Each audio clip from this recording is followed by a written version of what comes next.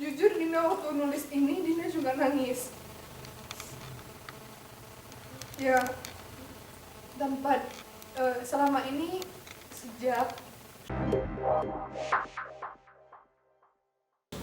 Oke, untuk kali ini kita akan mengungkap sebuah buku dari anak Ayu Arok sendiri. Dan kali ini kita akan langsung bertemu dengan penulisnya, yaitu Dinda Ariza. Dia menulis sebuah buku Berbagi Mimpi, dan saya sendiri membacanya cukup menyentuh dan memotivasi bagi kita atau teman-teman yang belum memilikinya. Bisa nantinya kita tanya-tanya langsung sama yang sang penulisnya. Apa maksud atau tujuan tujuan Dinda membuat buku itu sebenarnya simple. Itu sebenarnya mau untuk Dinda sendiri. Jadi nanti ketika Dinda punya mimpi, ya Dinda tinggal lihat buku itu gitu. Tapi nilai plusnya lagi, ketika Dinda menulisnya itu ke dalam sebuah buku, itu bukan hanya Dinda, itu mimpi itu nanti bisa jadi mimpi milik orang lain, bukan hanya mimpi milik Dinda gitu. Jadi yang bermimpi walaupun itu berawal dari Dinda mimpinya, tapi nanti semoga mimpi-mimpi ini mungkin bisa diwujudkan dengan orang lain gitu. Orang lain yang mewujudkan. Baik, di sini saya sudah memberikan beberapa kata kunci. Ada di sini kata kuncinya sukses. Apa yang dimaksud dengan Dinda dalam buku ini kata sukses tersebut? Di buku itu kan Dinda ada menyebutkan kata sukses. Kalau kita mungkin mengenalnya secara awam, sukses itu ketika kita melihat orang itu udah kaya, orang itu udah punya rumah sendiri, bangun rumah sendiri, punya mobil sendiri, dan lain sebagainya. Tapi kalau menurut Dinda, kesuksesan itu adalah ketika kita bisa mewujudkan apa yang kita inginkan, dan hal itu juga bisa memberikan kebahagiaan untuk orang-orang di sekitar kita. Berarti kesuksesan itu tidak diukur dari nilai materi, Ya. melainkan dari hati seseorang itu sendiri. Ya. Kemudian di dalam buku itu ada Dinda menuliskan bagaimana kita mengetahui passion kita atau karakter diri kita. Itu bagi orang yang tidak, maaf dalam tanda kutip, kita yang kurang bergaul atau hanya dengan menggunakan teknologi yang saat ini, kita tidak akan menemukan passion kita sendiri tanpa adanya dukungan dari orang lain. Jadi menurut Dinda bagaimana cara menemukan passion kita? Sebenarnya kalau menemukan passion kita ya walaupun selain kita bersosialisasi dengan orang lain, ya mungkin kita bisa muhasabah diri dulu atau mengenali diri kita sendiri dulu gitu. Sebenarnya kita ini seperti apa sih, dan kita juga bisa mengetahui sebenarnya kehidupan kita ini setiap harinya seperti apa. Secara tidak langsung tanpa kita sadari yang sering kita lakukan itu kemungkinan adalah passion kita kayak gitu. Misalnya kayak Mas nih, sukanya dulunya cuma suka main kamera HP gitu kan, kiranya kok jadi kelamaan suka fotografer kan kayak gitu. Nah itu mungkin. Oke, kemudian dari Dinda sendiri dari mana bisa menemukan passionnya sebagai penulis? Kalau Dinda sendiri memang udah hobinya dari kecil suka baca buku. Terus dari kecil juga banyak buku-buku yang dibeli tiap pergi sama orang tua, yang dicari ya buku, entah itu buku cerita atau buku-buku lainnya. Itu terus ada juga waktu SMP Dinda ada disuruh ikut lomba membuat cerpen kayak gitu kan. Dari situ Dinda yakin mungkin Dinda bisa nulis. Ini buku yang berapa? Kalau untuk Dinda sendiri hanya Dinda yang menulisnya itu buku pertama. Tapi kalau buku yang nulis bareng-bareng atau yang kita sebut dengan buku antologi itu ada 3 atau 3. Dan buku antologi itu pun udah terbit? Buku antologi itu terbit duluan, yang keempat baru buku Berbagi Mimpi. Ada rencana buku yang? Rencana buku yang lain ada, cuma waktunya belum bisa. Sudah digarap? Sudah atau masih dalam proses atau sudah tinggal penerbitannya aja? Ide-idenya sih baru awalnya aja gitu, masih mulai proses. Ada kata juga di situ, keridhaan Allah itu maksudnya gimana? Keridhaan Allah Dalam menggapai mimpi itu seperti apa? keridhaan Allah dalam menggapai mimpi itu maksudnya ketika Allah ridho berarti kan kita diizinkan. Jadi kalau kita kalau kita misalnya bisa meraih mimpi kita, berarti Allah ridho dengan mimpi itu gitu. Dan juga ada Dinda mengatakan dalam buku itu, Dinda mengatakan bahwasanya generasi milenial sekarang adalah generasi yang banyak yang overdosis. Ya. Itu sindiran halus untuk kawan-kawan, untuk pembaca, atau untuk masyarakat? Ya untuk semuanya gitu, untuk masyarakat iya, untuk teman-teman yang ada seumuran sama Dinda atau di bawah-bawah Dinda gitu, rata-rata ya gitu.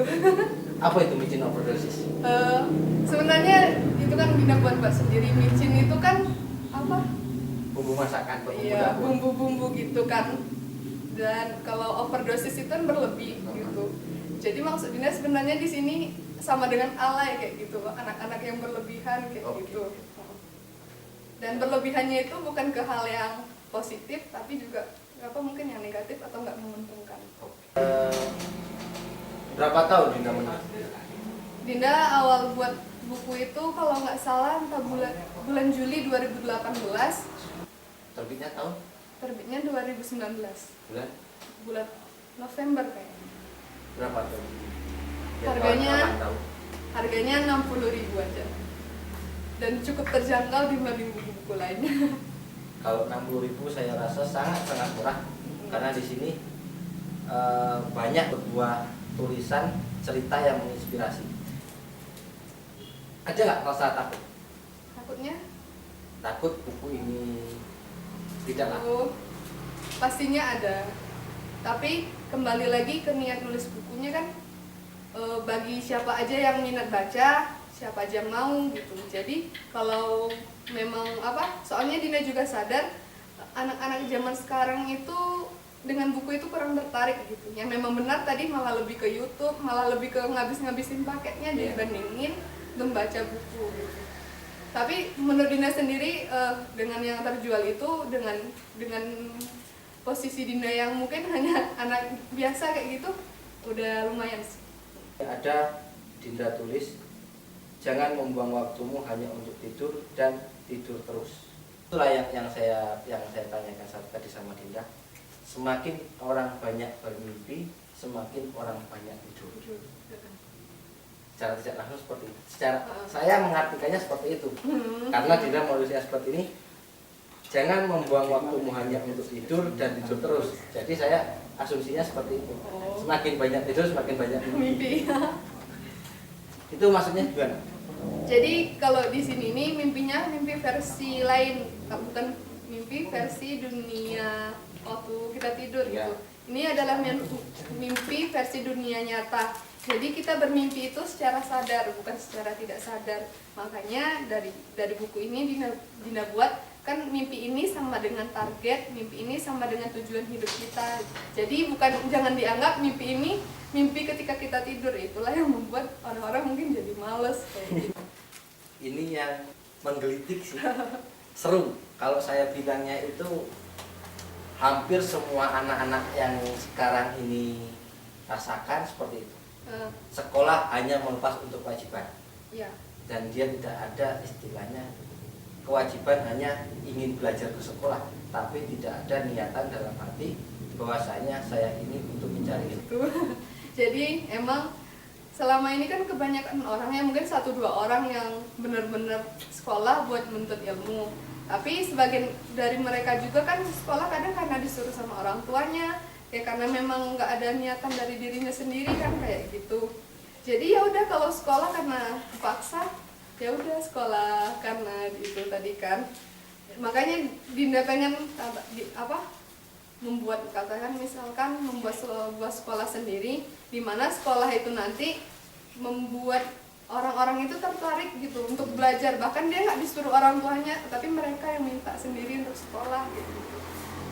Jadi itu masih dipikirkan bagaimana caranya mengubah mindset anak-anak sekarang yang hanya menganggap sekolah itu kewajiban. Tapi pengen mengubah sekolah itu menjadi memang menyenangkan gitu. Saya selaku jasa saya penjual jasa, Mm-mm. dan terkadang saya tuh sangat-sangat miris itu melihat anak-anak sekolah datang hanya, Pak, Mas, buatkan ini, judulnya ini, makalahnya halamannya sekian lembar, Ya. besok pagi saya ambil atau besok lusa saya ambil. Itu saya sangat sebenarnya gimana ya, mau dibuatkan salah, nggak dibuatkan kita salah, itu menjadi dilema tersendiri. Mm-mm. Kalau Dinda sendiri gimana? Kalau Dinda Pernah sendiri- nggak ngalamin seperti itu? Dulu mungkin hampir ya, tapi nggak jadi gitu. Mungkin anak-anak sekarang kayak gitu juga dikarenakan mungkin teknologi yang mereka pelajari itu mungkin belum sampai ke situ. Jadi mungkin mereka menganggap membuat makalah itu sesuatu yang belum mereka kenal gitu.